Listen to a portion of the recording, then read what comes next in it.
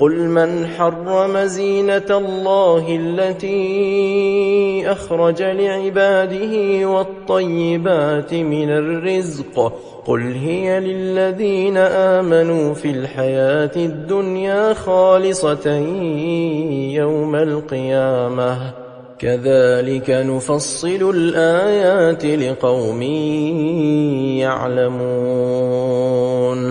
قل إنما حرم ربي الفواحش ما ظهر منها وما بطن والإثم والبغي بغير الحق وأن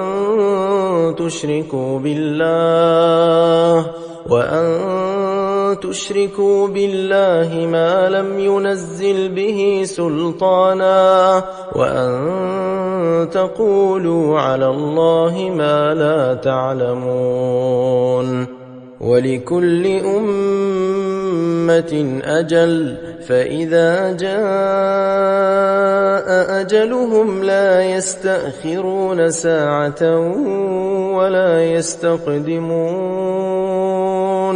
يا بني آدم إما يأتينكم رسل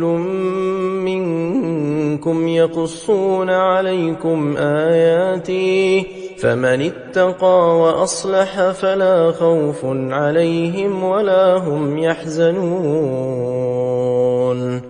والذين كذبوا بآياتنا واستكبروا عنها أولئك أصحاب النار هم فيها خالدون فمن أظلم ممن افترى على الله كذبا أو كذب بآياته أولئك ينالهم نصيبهم من الكتاب حتى إذا جاءتهم رسلنا يتوفونهم قالوا